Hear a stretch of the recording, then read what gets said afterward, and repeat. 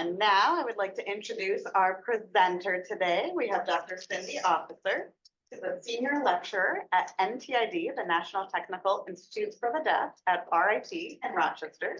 She teaches deaf and hard of hearing students writing. Her family has multiple individuals with hearing loss.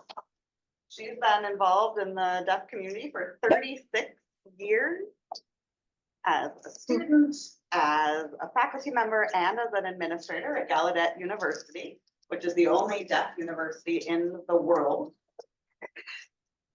Her dissertation for her PhD was providing a foundation for people who do have hearing loss during their transition into getting acculturated into the deaf community. She has a master's in administration, and we're thrilled that she's here to present today on acculturating into deaf communities as adults. We will be having a reception after the presentation upstairs on the second floor in room 208, so please come and chat with her. We'll also have a Q&A in this room at the end of the presentation. All right, hello everybody. I'm really excited and happy that everyone is here. Welcome to everybody who is on Zoom, our Zoomers. Glad you all are joining remotely as well. Most of my students do call me Dr. C. And I really feel honored to be able to come here and present in this deaf space tonight. So first of all, I do want to say welcome. And we will be talking about what that experience is like for deaf folks who are joining the deaf community and the signing community after age 18. But before we get started with the presentation, I do want to start with a quick anecdote. So I want you to think about the dynamics of the different folks within this story. Is everybody ready to get started?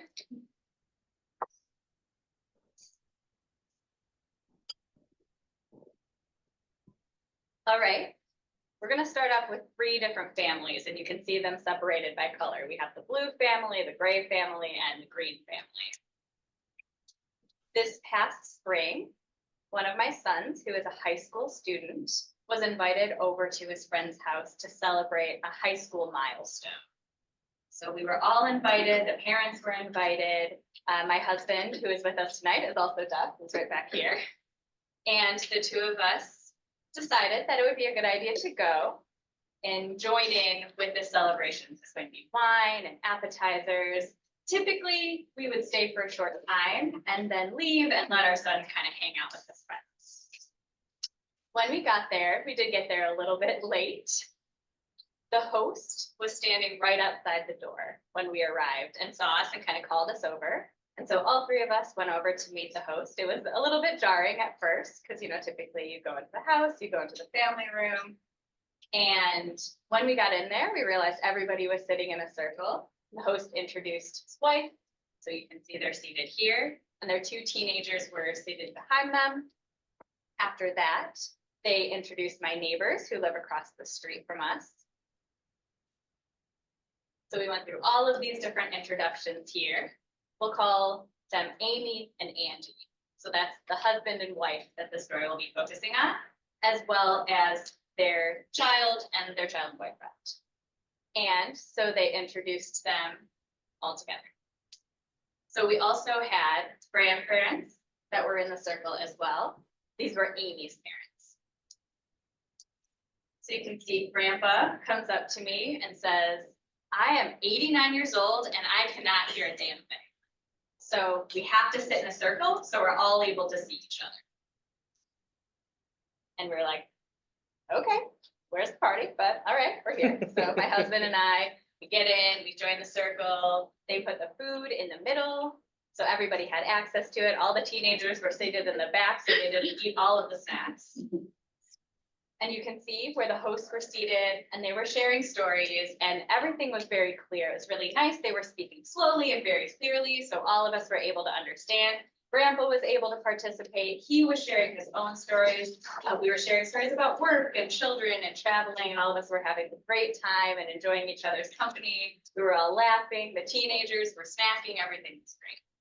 And then all of a sudden, the grandfather said, Amy is my daughter.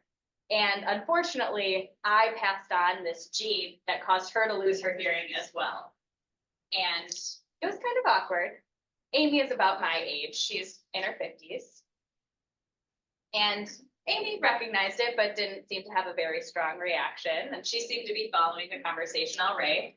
And then Amy's husband, Andy, went on and on about how wonderful his wife was, how great of a mother she is. She's a beautiful lady. She's very successful in her accounting career. She's managing huge portfolios in her current work that she does, again, within her accounting firm. And he was just going on about how proud he was of her. And then all of a sudden, Andy said, but I do worry about her. I wonder what would help her be able to follow in these sort of spaces. And Amy looked at him quite angrily. And all of a sudden he got super angry and kind of shut down. He didn't say anything. We were there talking for about 2 more hours and Andy was quiet that entire time. Now at this point, all 3 teenagers in the back, their children, were kind of paying attention to what was going on, still a part of this conversation. And at that point, all of the teenagers left to go have their own party, and we left as well. So are you paying attention to the dynamics in the story? That is what my presentation is going to be focusing on tonight. Adults who maybe had not yet become acculturated within the deaf community and how that process works. Now think about Amy. I want you to think about Amy throughout this presentation. Think about Andy throughout this presentation and their grandparents and their children and how all of this kind of plays out.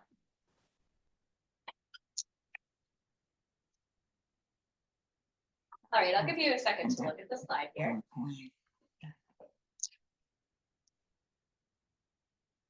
We do have some deaf folks in the room today, and I do want to give everybody the opportunity to read the slide as well as watch my presentation, which is why I'm going to give them a second to make sure we're all able to focus on what is on the slide as well as my presentation.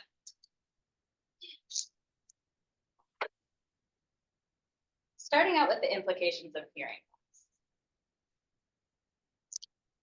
loss. In 2011, a group of researchers started taking a look at the percentage of deaf folks within North America, and they found it was about 13% of people who do have some level of hearing loss.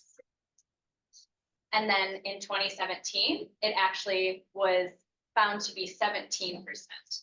And they think that this is happening because of noise pollution within North America. That constant exposure to noise pollution is leading to higher percentages of hearing loss. And now during COVID, we're not exactly sure since then, but that number is about 17%.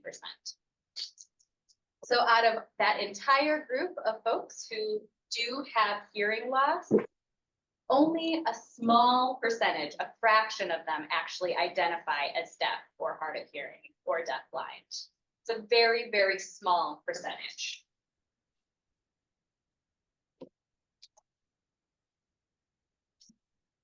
And I want to distinguish and separate those folks who have hearing loss as different than those who identify as a deaf person within a positive view.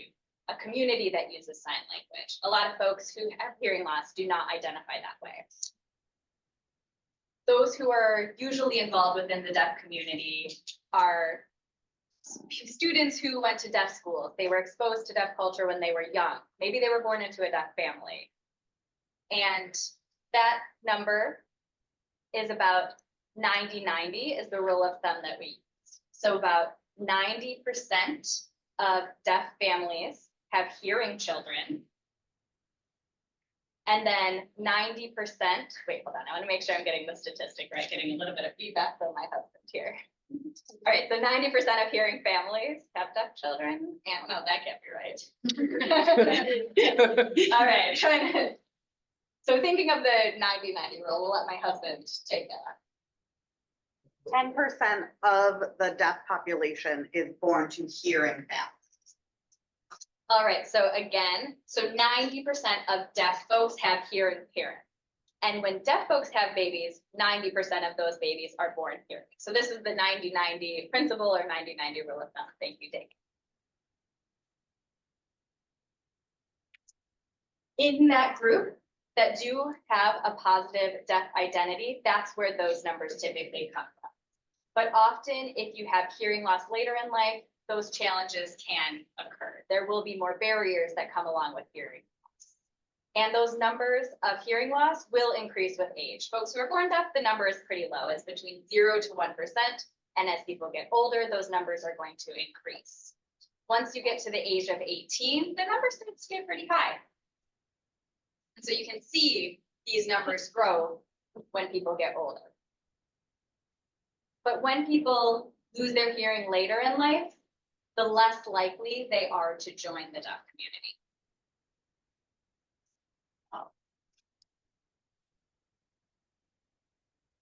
I mentioned that 17% of our population that has hearing loss.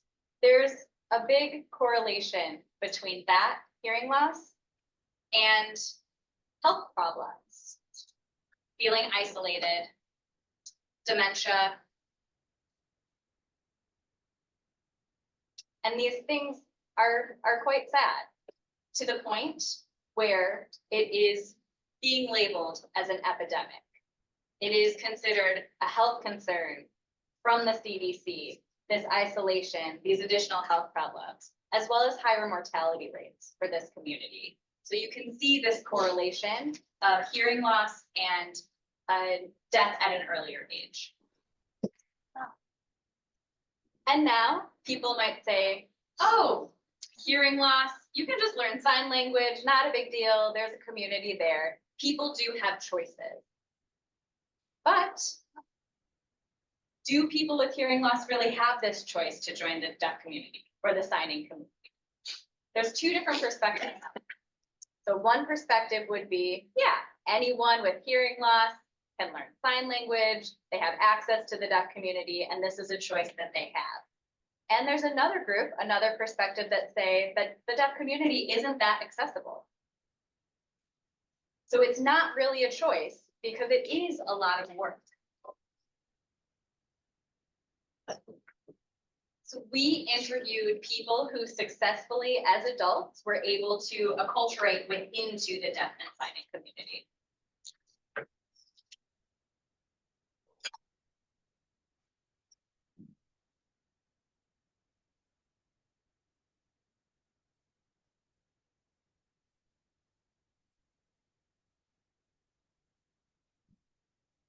I want to talk about two key concepts. The first one is acculturation. And that happens with, if you're thinking about immigration, if you know people are immigrating from Europe to the United States, anthropologists, sociologists have studied this acculturation process. So this happens when two different cultures are interacting with each other, and then changes will happen with both of these cultures. So this can happen in one way. It can be a unilateral process where one culture is moving and then only one culture is going to change. But if a person is interacting with another culture, likely they are going to change as well. And this is the entire process of acculturation. Now, a lot of research that has been done with various research methods also talk about phenomenology. My text messages. This is the study of an event or a process. And what does that event look like? So I'm going to give us in this room the opportunity to get a taste of what the phenomenological process is like.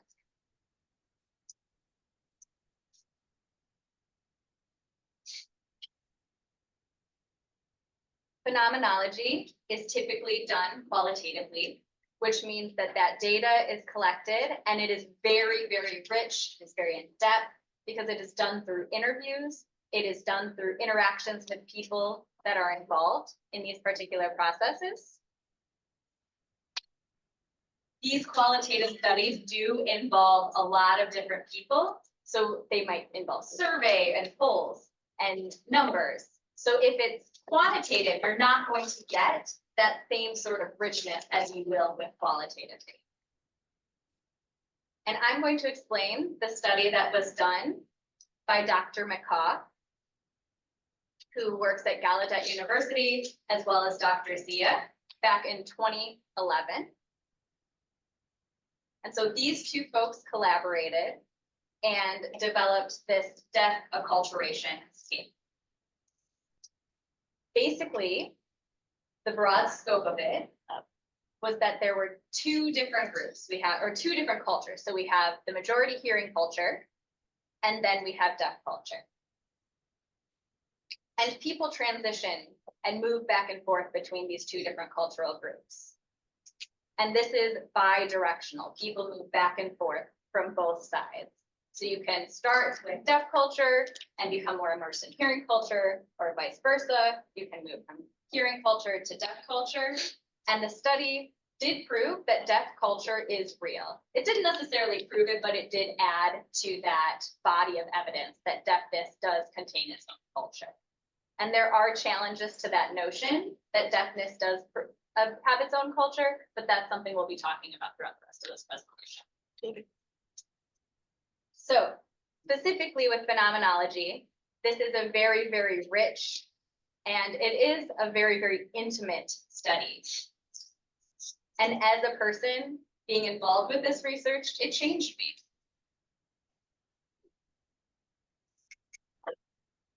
The criteria for participation: you had to be consistently participating within the signing community for at least 10 years. That acculturation process needed to happen after the age of 18. But you needed to have a hearing loss before the age of 18. And you needed to start learning American Sign Language after the age of 18. So you can see 18 is a pretty important number because that is how we legally define an adult in the United States. We had 11 participants who participated in these interviews, and then one participant was removed from the study. That particular individual was from another country, and they started learning sign language before they were 18. And it was actually kind of disappointing because that data, the stories were honestly amazing. They were incredibly rich, and that particular individual did change me. It is something that really affected me on a very personal level. And so this evening, I'm hoping you'll get a taste of this and you'll be changed too. Our participants were chosen using a deliberate heterogeneous sampling. We wanted to ensure that we had a diverse sample for this study.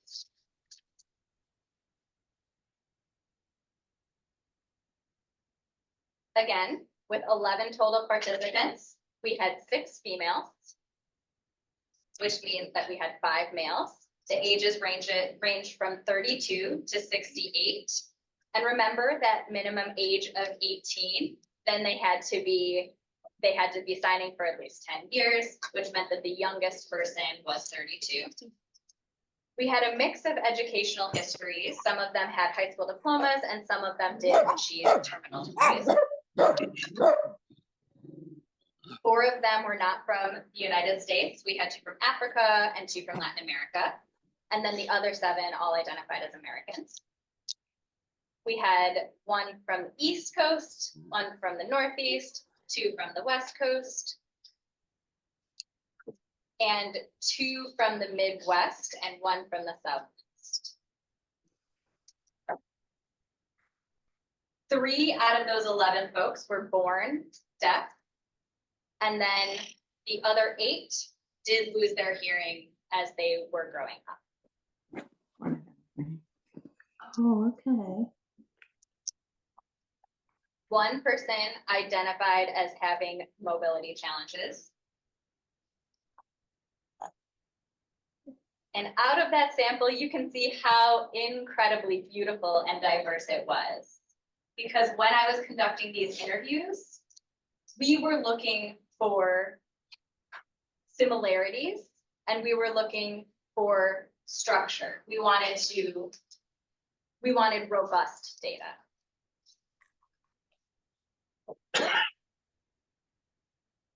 The average interview length was about 70 minutes. The shortest one lasted 37 minutes and the longest one went 99 minutes. So each interview started with, tell me what it was like. A very broad, open question. Tell me, how did you acculturate into the deaf community as an adult? And then people would just start sharing their story. All right, now going back to the phenomenological structure. I do want to do a small activity with you. You see the pictures up on the screen. Easy to identify, right? We know that this is all pictures of dogs. There's 4 dogs up here. Yeah, they take turns. Like All 20. right, now how do we differentiate? I do want to give you a structured activity. If you have a piece of paper and you can draw, please go ahead and do that. And you're going to try to guess the type of dog that I'm asking you to draw. Does everyone have their paper and pen ready?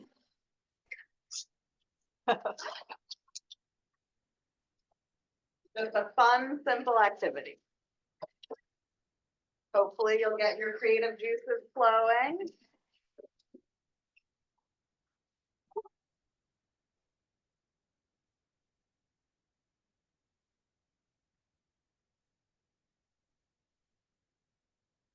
She's wearing that earring.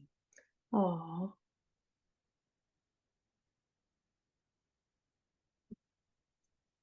All right, is everyone ready?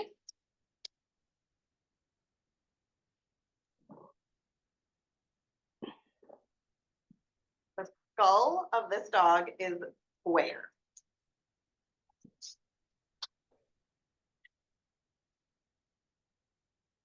The muzzle, the snout, is short and about the bottom half. It's deep in proportion to the skull. So it's a pretty flat face. Very clearly identified. uh-huh. The ears are long and curved at the top.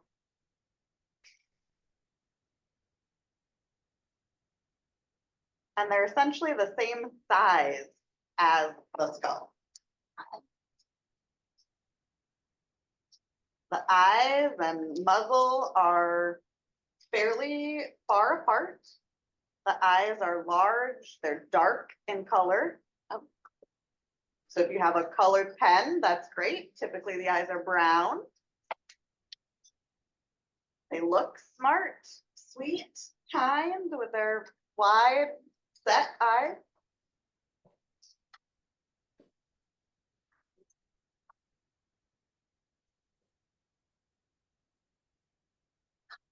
Their fur is typically half white and half one of 3 colors: black, brown, dark brown, or brindle, which is essentially a dark brown with black striped fur. What do you have? Any guesses? Any guesses?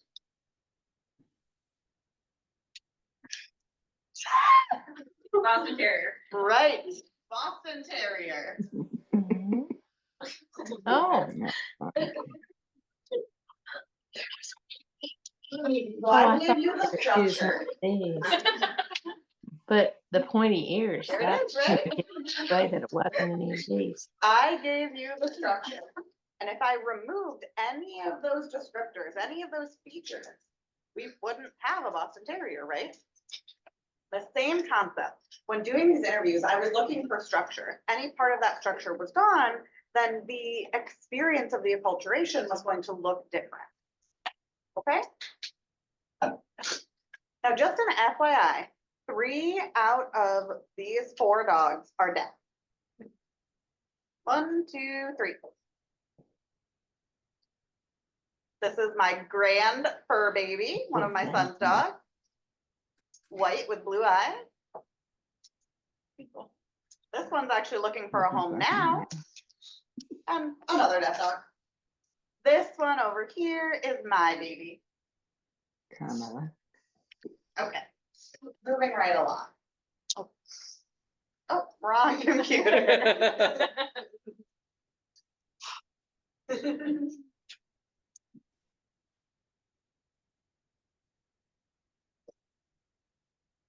Again, the structure. This is a bit vague over here, but during this interview, again, it was 11 participants. One had to be excluded, which was unfortunate. But through these interviews, I did find a structure.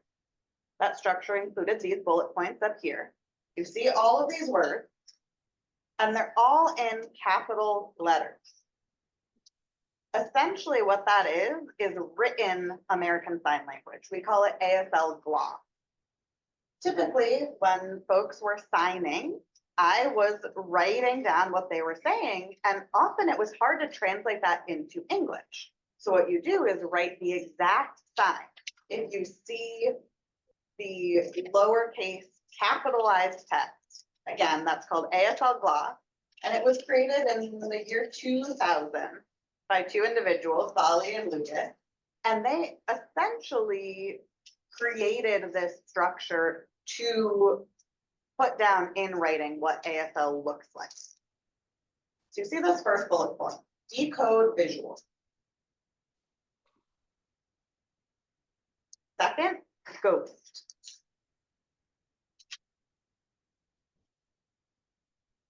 Uproot.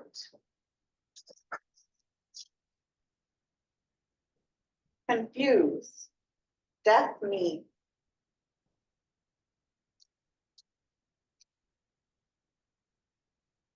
Perception similar.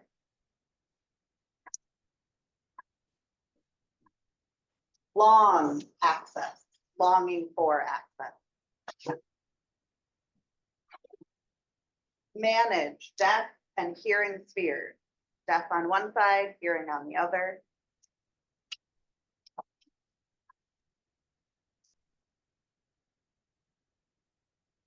Going to the wrong computer again, the hazards of Zoom. One thing about phenomenology is that we do call the folks here participants, but we identify them P1, P2, P3. And then what you're supposed to do is create the ideal participant. That ideal participant is going to be called P. You can just say P, P, P. I'm not going to do that. I'm going to identify Pat. So bottom right up here is Pat. Everyone meet Pat. Pat is our ideal participant. And that means that Pat meets all 7 items of this structure. What acculturating into the deaf community as an adult should or does look like. The first structure, again, decode visual. Before acculturating into the deaf community, typically this participant, so folks like Pat, are heavily involved in visual activities so that they can get the information from their environment. That could be reading, it could be acting, it could be art, it could be sports. They do things visually. They also tend to try to blend in. Often they will mimic, they will copy what the people around them are doing. So if someone jumps in line, they might also jump in line. If the other students in the classroom are laughing, they will also start to laugh, again, because they're utilizing their visual cues. They also will get little bits of information, but have empty gaps in there because of what they're missing, what they're not hearing.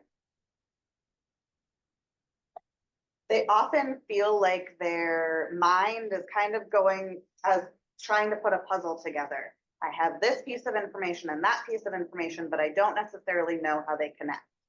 They're also constantly anticipating what's coming next.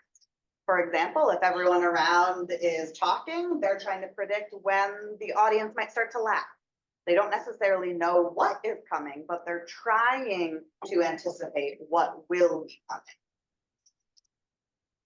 I mentioned they're often missing information, so what they do is often utilize imagination to fill in those gaps. There are some movies that don't have captions, I could watch the entire movie. I see the actors acting, but I don't know what the actual storyline is. So I come up with one in my head, and the same thing happens to Pat. The same thing happens to these other participants. I would challenge you to watch a movie without captions or the sound on and see what you see, and talk to your friends after, and you will definitely have different stories because you don't have that access. So again, this is structure one, decode visual. And sometimes what happens is what actually is imagined and then what you talk about, you realize that there are errors, and that can be embarrassing. Give you a second to read this. I'll take a sip of water at the same time.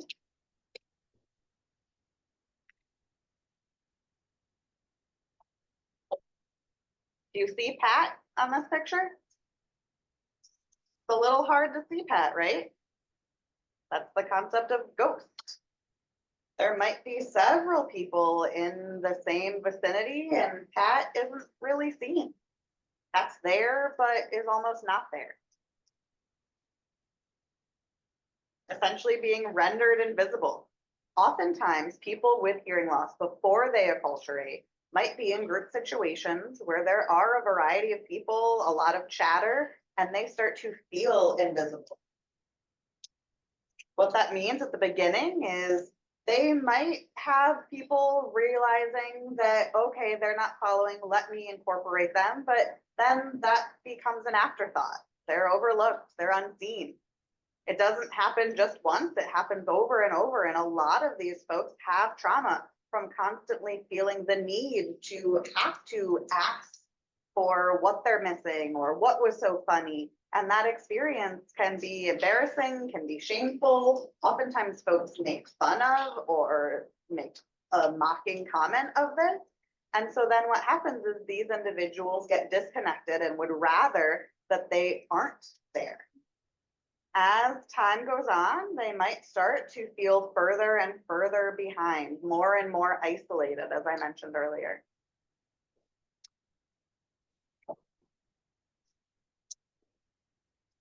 Now, structure 3, uproot.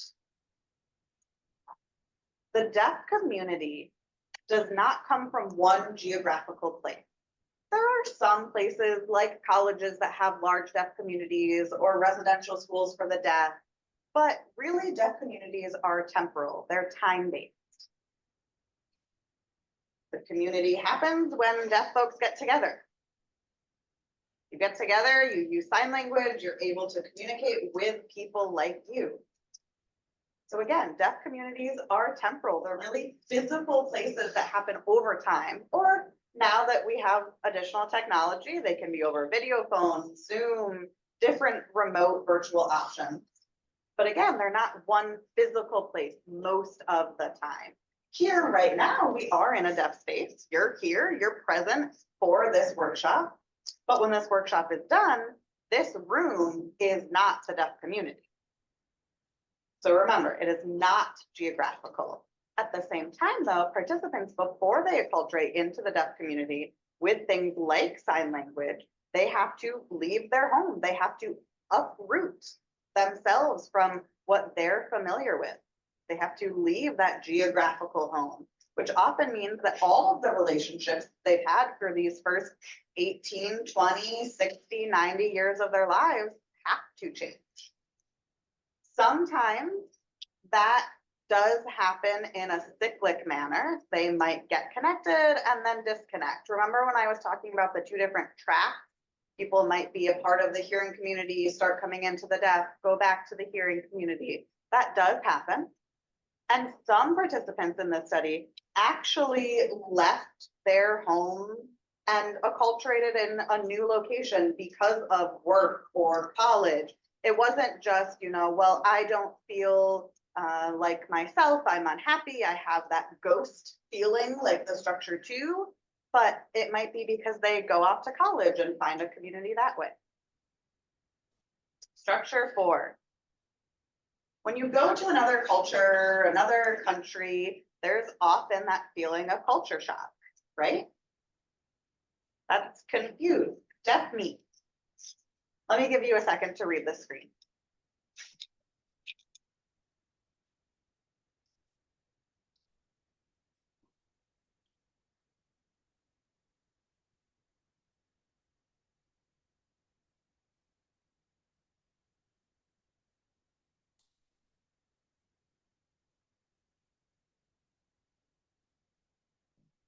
Whoops, it all turned fuzzy. Yeah, it's like the light, it clears Yeah, out too. yeah. Suppose you feel different internally than your friends, your family, your peers, and then one day someone says, you're a Martian, you're from Mars. Your identity is going to maybe shift, right? Am I really a Martian? Is that different than everything I've known all of my life? You have then some friction in your culture. And that's a natural experience for these participants or for any person who starts to experience a new culture. Sometimes that persists for quite some time. Again, going from hearing space to deaf space and back again. Some people get stuck one way or another or feel stuck on the in-between. Maybe that's for a short time, maybe it's continuously, maybe it happens frequently. There's this concept of in-betweenity, which is a very hard concept to spell, in-betweenity. Adults who are trying to be a part of two different communities kind of at the same time, but never being able to fully be in either one of those. They might feel unsettled, conflicted. They might be unsure about if they do like the community that they're a part of. Okay, I don't necessarily feel like I belong in the deaf space, but I now no longer feel like I belong in the hearing space either. Who am I? Where is this middle area? And that can happen at different times, and it can be for a different length of time. Sometimes that feeling is very short. Sometimes it persists for quite some time. Often these participants, like Pat, struggle with the acceptance of their new identity. And often that's because their values that they've been taught and learned don't align with this new community that they are trying to assimilate into. And we'll talk more about that.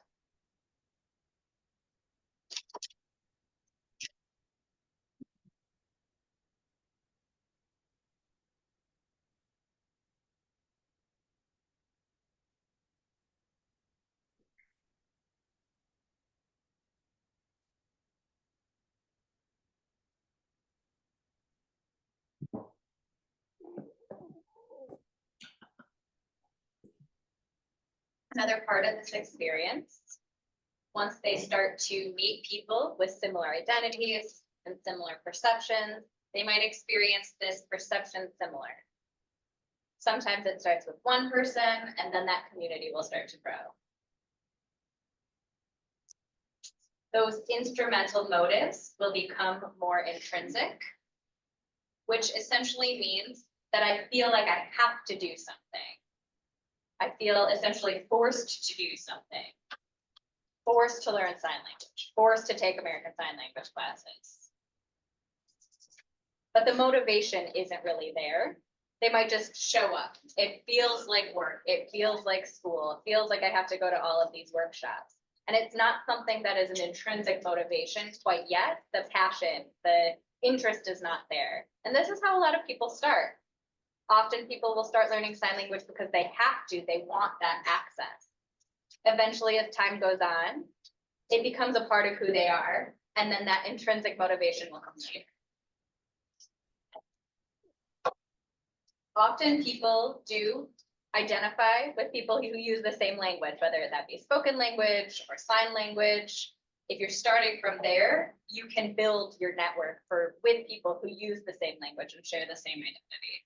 And then your sign language fluency will improve, and as will your sense of belonging and your sense of community.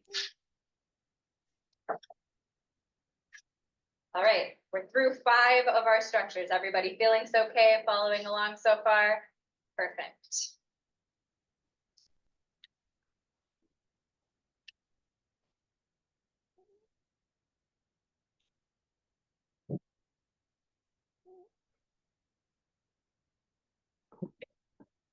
Deprivation. Mhm. Language deprivation. Oh, I'm sorry, I missed the language. Deaf culture in America has its own value system. It's not necessarily the same for every person, even if they're deaf from a young age, but there is a general sense of values that is similar within this community. This care of children and having deaf adults become role models and exposing children to sign language. The attendance to residential schools for the deaf, making sure that leadership opportunities are there, advocacy.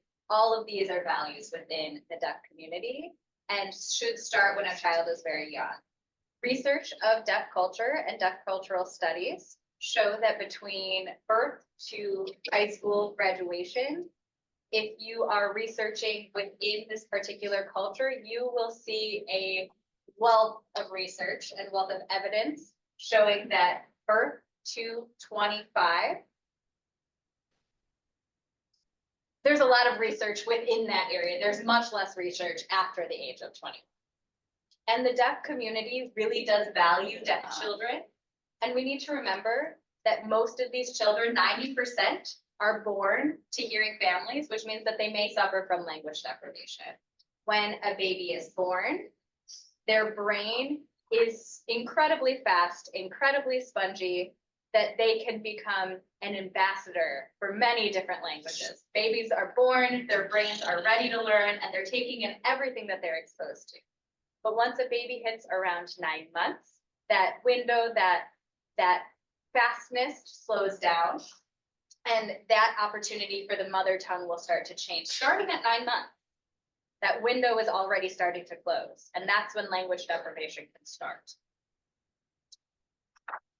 Exposing babies to language, sign language, spoken language, giving them access between 0 to 9 months is incredibly important. And just so you know, the battery is running low on the laptop, so. Sorry. All right, getting back to talking about the deaf community and values. First off, children. Second is preventing language deprivation. Many people within the deaf community who at a young age already did experience some semblance, some form of language deprivation. And it is a very, very sore point for the deaf community.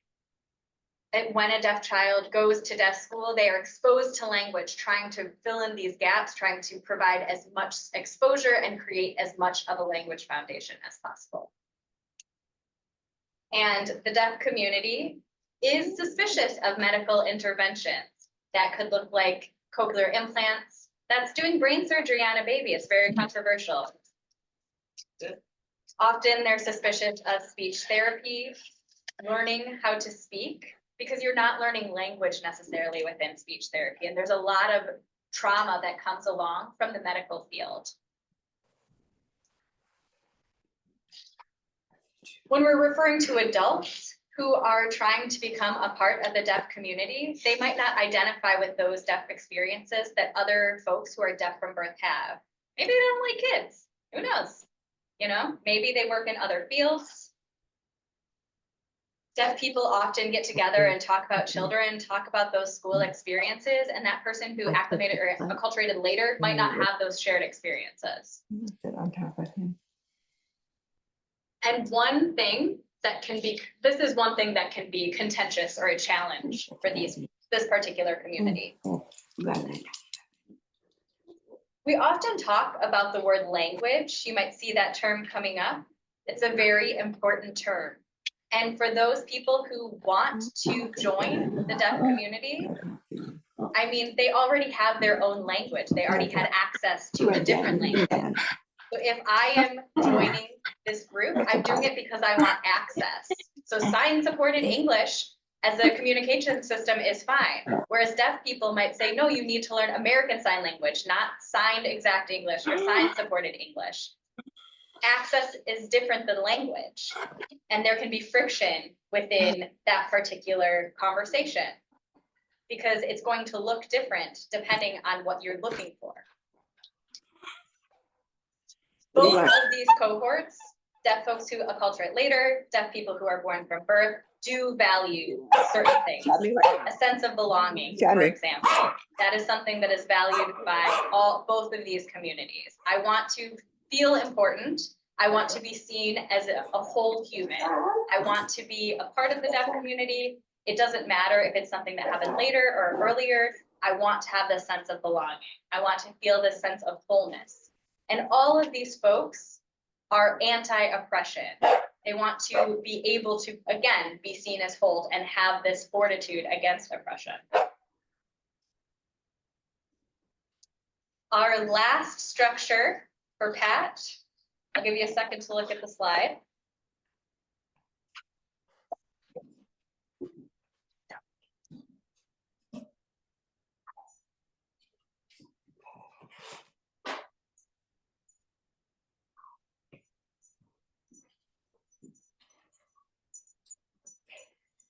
Are you comfortable?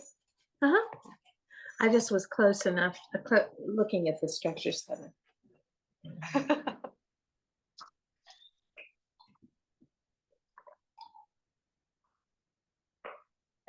As the interpreter said, Pat is very shiny.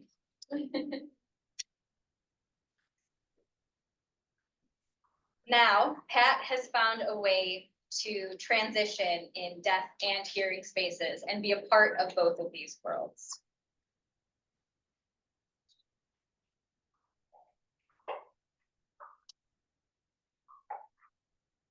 Feeling internally more comfortable within the deaf community, and as well as hearing people, being able to recognize that you're part of these spaces and you're okay in that. This is a form of acceptance of being a part of both of these worlds. Some people do fully acclimate within the deaf community with still some contact, some go back and forth evenly, but you feel self-fulfillment at this point. The relationships that you have with other people within the deaf community and hearing people feel much more stable rather than the previous volatile feeling of relationships. Joining a deaf space, you are excited about being deaf. Joining within a hearing world, you can code switch, you are able to manage that space as well.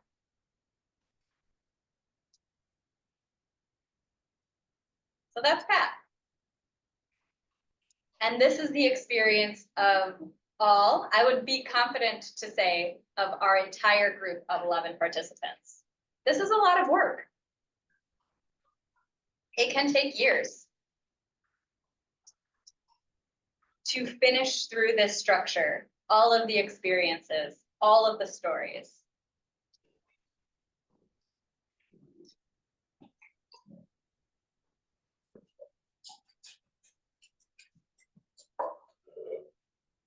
Now,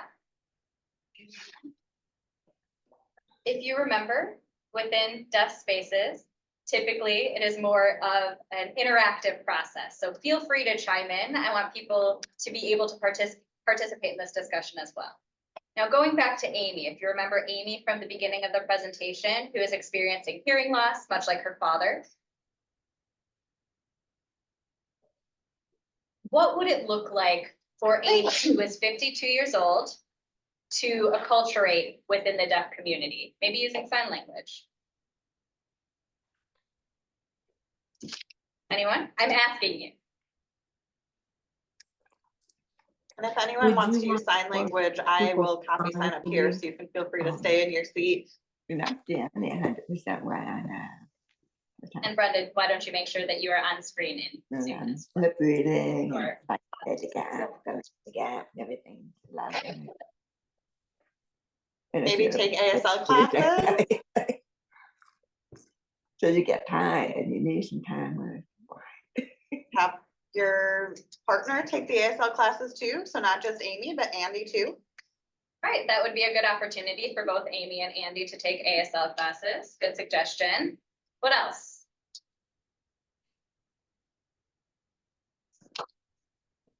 With pink hair. Meet deaf people, interact with deaf people. Interact with deaf people. I think that is what the host was trying to do. When I think the host really wanted Amy to meet Dane and I.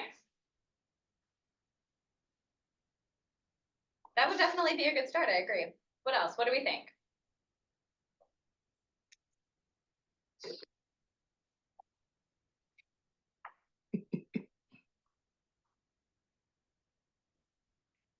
Learn about deaf culture.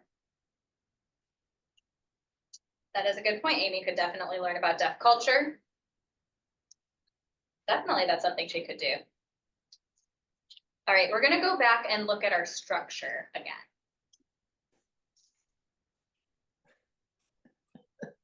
Lazy bones. Starting off with decode visual. That's something that she was doing. Her father had hearing loss. Obviously, that's something that runs in their family. They had a way of figuring out communication, even just setting up our recent hangout within a circle, making sure everybody could see each other, focusing on turn taking, not allowing people to talk over each other. The teenagers were sitting in the back quietly. So that's something that I think was already accomplished. I don't know about feeling like a ghost. Maybe that would be something. I think she definitely did in this particular case. Her husband, Andy, was very concerned about her. Could you say that again? And I think Amy really did feel like a ghost, especially when Andy made that comment and she got mad. Exactly. That shows some frustration that she was probably experiencing. So it seems her husband's concern and her 3 children who were behind them were monitoring the situation as well. So obviously this is something that has happened in the past, probably happened in the past more than one time. You can see Amy feeling this isolation, feeling like a ghost. Do you think Amy's ready to uproot, get out of town? Probably not. She has a family, she has a good job, a well-paying job. So I don't think that that's something that's going to happen for her. Now, do you think that there is confusion about her deaf identity or her identity as a person with hearing loss? She might have some sort of deaf identity if her father has similar experiences as she does. That is one characteristic of a deaf person, deaf behavior, you know, making eye contact, checking in with her father, making sure other people are following, paying attention. Do you think she has the same perceptions as other people within the deaf community? Likely not. Everybody mentioned learning American Sign Language, networking within the deaf community. I don't think she has that same perception. And communicating with people who are feeling comfortable communicating with people like her. What about this longing for access? Nothing better than mommies. I definitely think that is something that she is experiencing. Okay. One thing that I did forget to mention is that the participants who were involved in this study, even if they were acculturated within the deaf community, they still have this longing for access. That is not something that doesn't change. You can develop a strong, positive deaf identity, but you're still going to have this craving, this longing for access. My suspicion is that most people with hearing loss will continue to crave this access. Now, the last structure, that managing deaf and hearing spaces. I don't think that that's something that Amy has done yet. Nora? Does Amy have fear? I don't know. What do you think, Nora? Yeah, I think the fear of losing her family potentially because her family is hearing. But also maybe not wanting to lose that deaf identity either. There's confusion there. And if she were to acculturate, then maybe she feels like she'll forget about her family. Yeah, I definitely think there could be some fear there.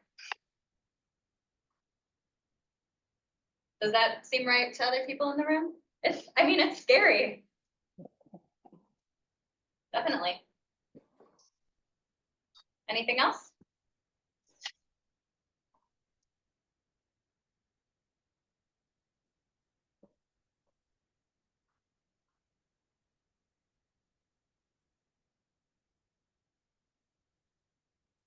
Now, my suspicion is a lot of folks with hearing loss, adults specifically, their transition into the community is not complete. They will continuously move on that spectrum between this hearing culture, deaf culture, especially if they haven't hit all 7 of those structures.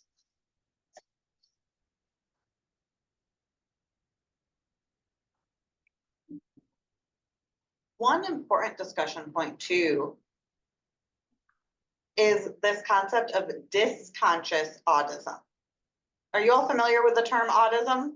I saw a strong response there. I'm glad that you do know, but autism essentially being the discrimination of folks for hearing differences, preferring audio or sound over visual or signed communication, utilizing spoken language over signed or visual communication. I know you're all aware, and that's a very simplified definition, but so there's deaf people living in hearing spaces always. And remember, the deaf community is temporal. There's not a geographical location. Often, people that do have hearing loss have some colonialism. They've experienced it because they themselves are often oppressed. Their values as a deaf individual are oppressed. And a lot of that still is left to explore. That's fairly new as a concept within deaf studies. And what that means is that this individual, Amy, grew up in a hearing environment where she essentially would let the spoken language around her dominate, and she probably feels powerless in trying to stand up for it. It seems like she manages her family pretty well, but who knows in the workforce. Again, remember, her husband and her father are worried about her. And maybe she's not aware of recognizing. She's not able yet to recognize that she's experiencing autism. It's a hard concept to understand and to be faced with and to admit.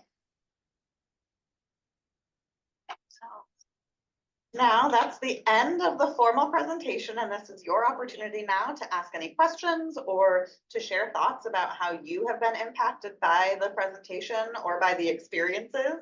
I'm confident in saying that you each know at least one person in your life who has hearing loss. What can you share?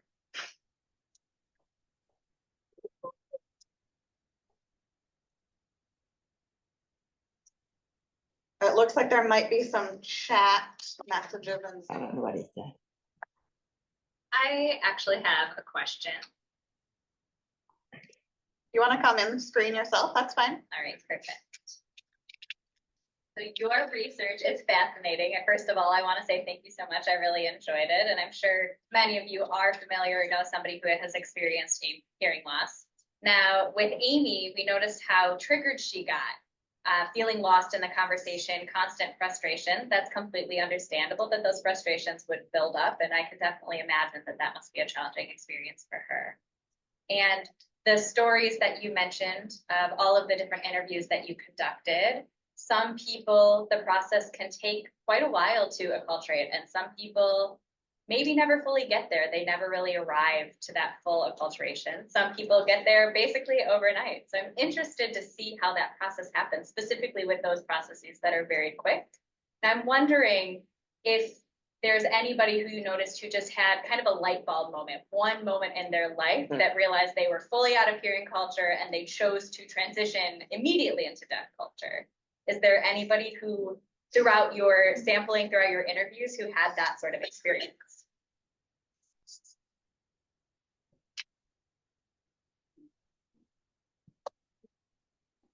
Could I share with you what I saw? Sure. I'm gonna try to do this without violating any identifying concepts or features. Younger folks do get acculturated faster. The folks who were younger when they acculturated into the deaf community did it faster. In college, they made their friends, they made those connections, and they very much joined the deaf community. Another situation is folks who had more exposure to other deaf people when they were young, even if they had not learned sign language. Maybe they were in oral programs with other students in oral programs. They have that connection. They have the contact with people like them, which, if you recall, is one of the structures, perceive same. I've already had that contact at a young age during whether that might be a deaf program, an oral program, some sort of situation. There were, yeah, those two groups, I would say, those with the earlier contact and those who started their journey earlier. Someone in the back is saying, I agree. I actually do. I do have one friend who became deaf when she was 18. And before she lost her hearing, she wanted to become an interpreter. And then she noticed that she started having a hard time listening and was starting to lose her hearing. So she acculturated very quickly. She learned ASL, she became a part of deaf culture, and now she is the ASL director at a university. But she's now back to full-time teaching because she really enjoys it, even though she was a director for some time. But I do think that that is one example that Brenda was referring to. And like you mentioned, they were much younger when that happened.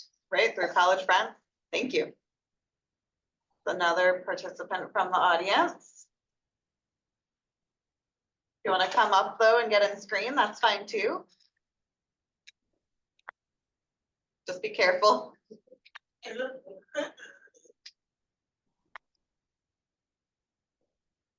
I agree. This was an interesting topic. First off, my name is Matilda. I'm a professor here. There's actually 3 ASL professors in the room. And I actually found out, I think it was on the news maybe last week or so. I saw on Instagram. Instagram is an easy place to go down a few rabbit holes. At Gallaudet University, they had one student. They may have graduated, but that boy was a military vet and was involved in the U.S. Army and went into battle. And at some point, they had to go back to their home base in North Carolina, South Carolina, North Carolina. I don't remember exactly where it was. Once they went back, their responsibility was to collect all of the medical supplies. That was something that was part of their role, part of their responsibility. I'm not an expert on the military, but during that particular duty, that was one of the responsibilities that they had. So they realized they had to take a step back for a while and then go back. So once they went on deployment, they ended up going back to North Carolina, and they asked one of their friends if they wanted to, go out and shoot some guns for fun. It's just kind of a fun activity that they would have. So they went and did that, put in some earplugs, obviously because they were shooting guns, they were taking turns, they were trying to figure out who was the best trying to hit their target. And after a while, that individual, his name was Kajaya, after a while was shooting guns, which is obviously loud, but he felt his earplugs fall out, but still continued to shoot guns. And so after he felt that, if that fell out, what was going to happen? So can you imagine shooting guns? It's very loud, obviously. And so those earplugs fell out. And after a while, he realized that the length of time for hearing loss, it actually started to get worse and worse and worse and worse. And he didn't realize what happened. So he went to the audiologist and found out that he did actually have some hearing loss.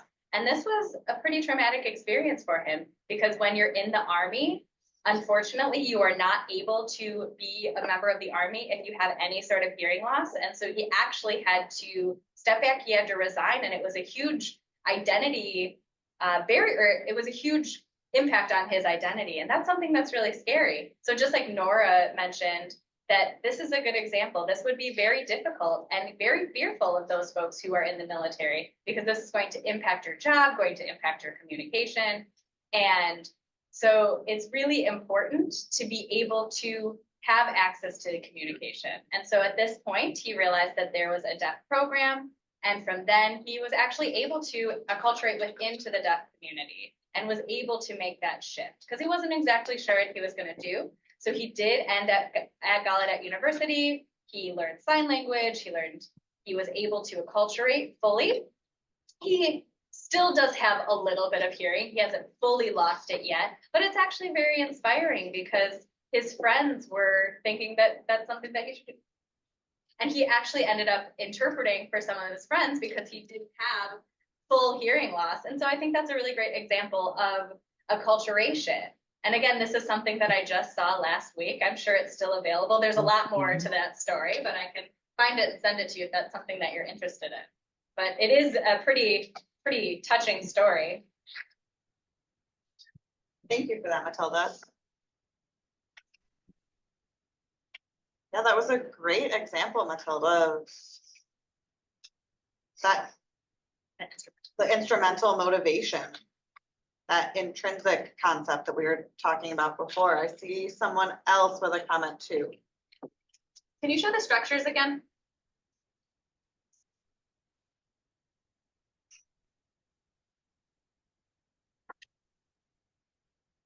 I actually have two questions.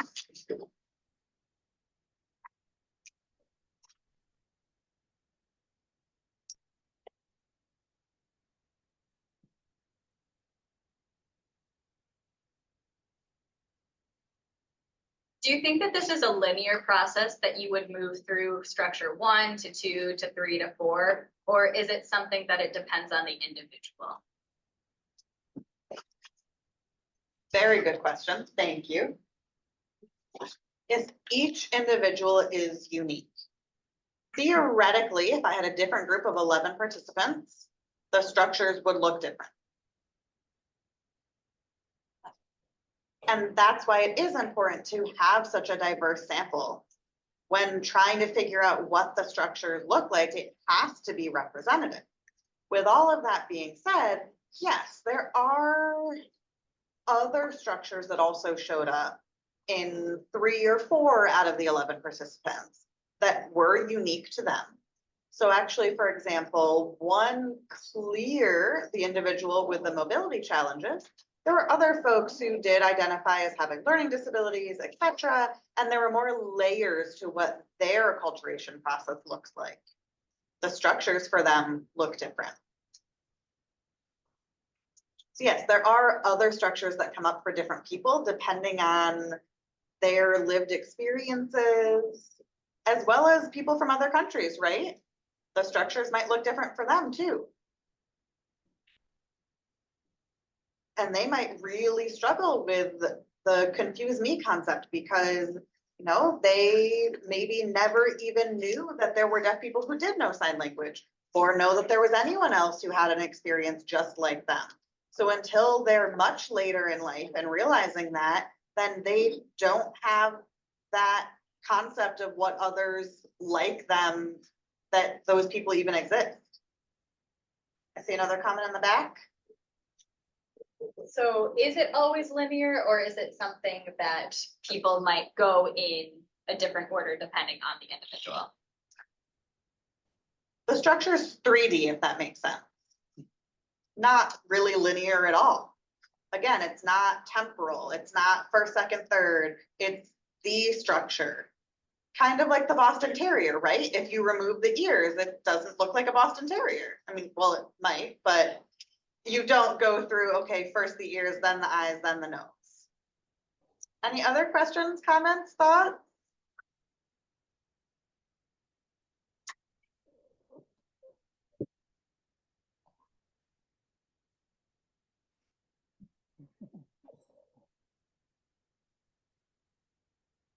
Sorry, can you start over just so I can make sure to copy sign for everyone?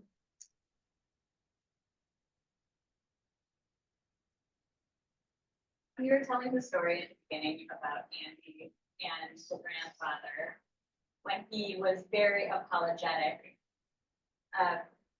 grandfather was very apologetic of giving that gene to his daughter. And you can see how he started with the "I'm sorry." That's definitely an example of autism. Right, and that's the dysconscious autism that I mentioned on the last slide. That colonialism that has happened of feeling negative that this gene has been passed on. Right, remember when the father said to his daughter, "I'm sorry that I passed on this deaf gene to you"? Yeah, that is absolutely an example. With the graduate, they're not saying she's describing the people.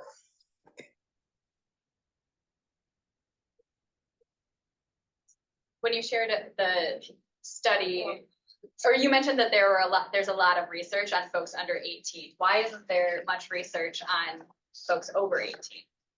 That's a good question. Now, remember, children born and identified as having a hearing loss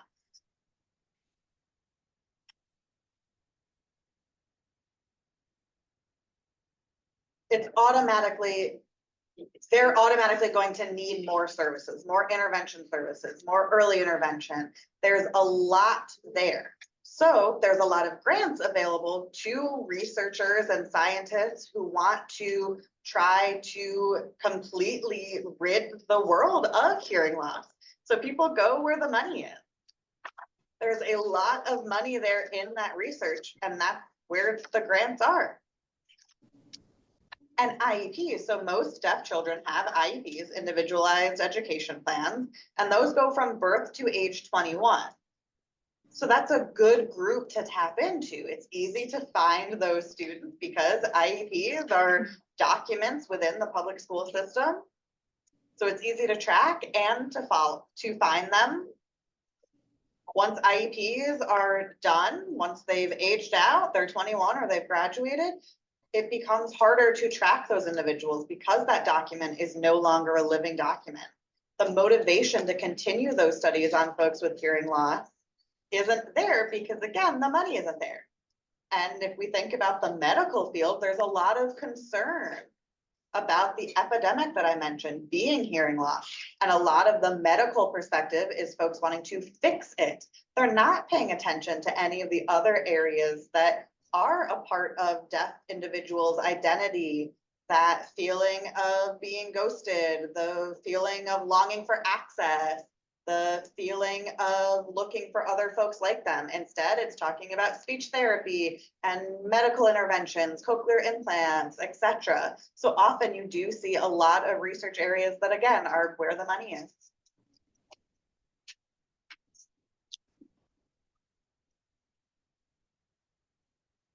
When you were conducting all of your interviews, did any of your participants have cochlear implants, or were they considering getting cochlear implants?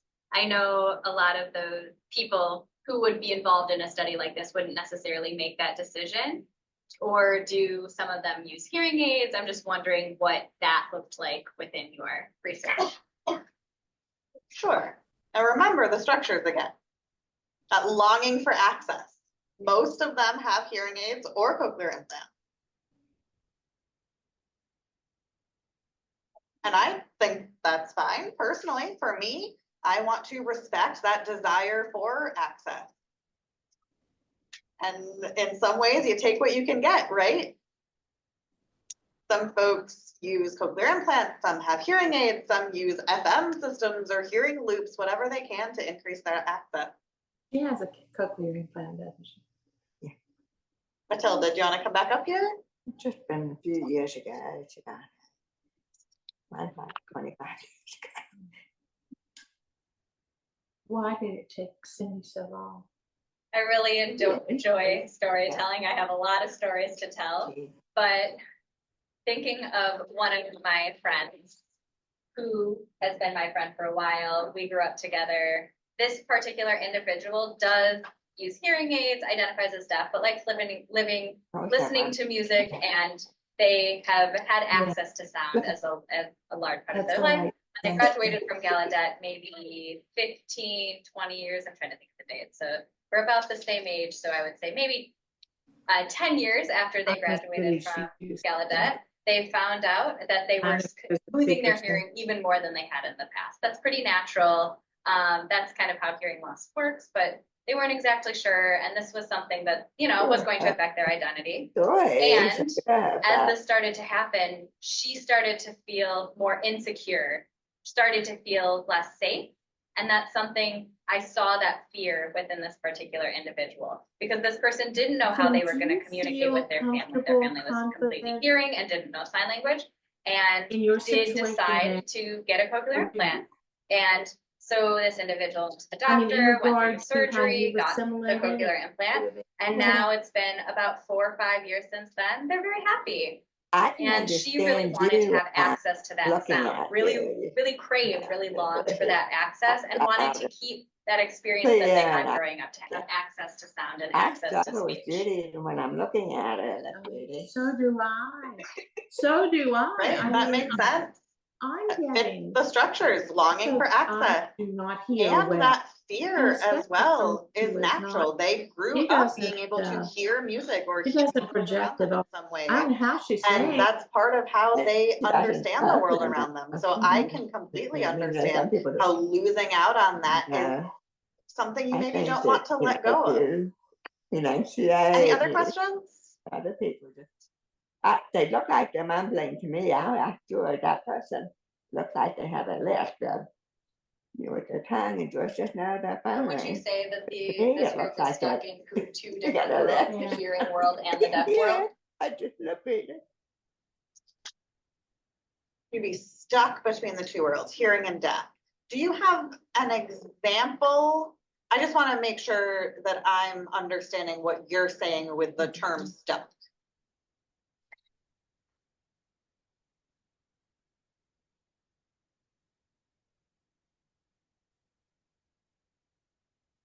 So just like Matilda was sharing, her friend who wanted to get a cochlear implant because she felt that she was missing out. So I think that would be a good example. Yeah, there are people who do feel stuck. Absolutely. That's a common experience with all of the participants, honestly, But some of those people are going to be and stuck. being pulled period. both ways. But in Hearing my or study, no hearing, all you of the know. participants did successfully get acculturated into the deaf community, meaning that they were then able to code switch between both. And some, just so you know, choose not to. They might say, you know, I'm with hearing people and I'm comfortable with that. But the concept of stuck, there definitely my is. whole family. There's a good book And I had to go like Thanksgiving dinner or something. written. My sister, Janine, Hang on one she was second. the one who interpreted for me. She would tell me what was happening. She wouldn't interpret, you know, like word for word, but she would let me know what was happening. Valenti. This is a man, and he has written a lot about feeling stuck. He goes a lot into his experience learning sign language, feeling so connected to the hearing community, but then feeling stuck in between. It's worth a read if you're interested in learning more about the experience. He explains it from all angles, really, and in a very objective manner. It's very matter of fact. Do you remember the name of the book by chance, Brenda? Don't believe so. I know Brueggemann, that's the Bright Eye Spirits. But I'm not familiar with Valenti's work. Brueggemann is there is a book called Open Your Eyes that is a book on deaf culture, and that was again from Brueggemann, but I'm not familiar with Valenti's work. I'll look up the name of the book and I'll send it to Brenda. Maybe you can send that out. That's a good question. Thank you. Any other questions? Yes, in the green shirt. Walmart, what? It's what it says. So you talked about the feeling of being a ghost. When I went to Gallaudet, I was like a sponge. Do you know anybody who had the opposite experience of hypervisibility? Really high percentage, 75, 80%. Could you expand on hypervisibility for me? Overhearing. Maybe that feeling of being overly perceived. I get that. And I remember Michael's wedding. Michael's wedding. Everybody gets up, we're standing in line, everybody shaking hands. I have no idea what I'm supposed to say. They're That's all a talking. very good question. And I I'm was so trying to mortified. recall Of course, I'm mortified. I didn't that know what to say. hypervisibility I feeling know what that was. overly I just kind of perceived. shook hands. It's definitely well And you weren't documented with in deaf anybody that could children say, and this in is the CODAs, receiving children of deaf line, adults. the- So children and- born into deaf Well, no, families. explained it. You know, I think that like my Deaf parents, people often do feel watched, feel Exactly. that concept of hypervisibility. And but that they need can somebody to continue talk into to them adulthood, but more than I the didn't see I that think that theme come up in hearing, my group of all participants, these but kids it that is get common into. in the deaf community, absolutely. And that's why when Cindy was there, and she would ask me why, I would explain, you know, I time to think go to that might bed, be the why, reason I would why explain. Amy And Tommy got said, so "It's hard because upset I said so." And I said, by no, her husband's nobody comments. talked to me, and I'm not going to. Right. Because she felt that explain she was being called out or all the attention was on her. But all parents should do that. It is not because I told you so. You know, not for any I'm parent. not sure if she felt Look at the children who that are concept disabled. of Look being at the children who overly are autistic. Look seen, at the, or you if know, she that felt you more like got she was to being explain it outed. clearly Like, as oh, Andy, the you're adult identifying can me about as a weak everything in their life, person. and expose them. That Mhm. she Take was them struggling, to a and that wedding maybe with it was more their frustration in that Let them sense. know what That's how happens. I taken it. What That's how I had happens taken in it, was this like, world, you why know, would in, you embarrass me like that? Well, you end up just following the people. You Yeah. follow the hearing people. Yeah, maybe she felt You have powerless. no idea where you're going or what you're Well, doing. you You know, follow them. you don't have enough confidence to There's say another class in this room what starting pretty soon, what is what unfortunately. part of this So is other this people ceremony. do need to. You know, what does it mean? You know, you I don't want to admit do that. need to use this Yeah. space, but if we want to have this conversation, we can Yeah. continue it Being upstairs. deaf, But thank you saying, everyone for coming. "This is what I Yeah, got." thank you all. And please join us for the reception on the second floor. It's in room 208. And thank you to Cindy and her beautiful presentation. Oh, I love you.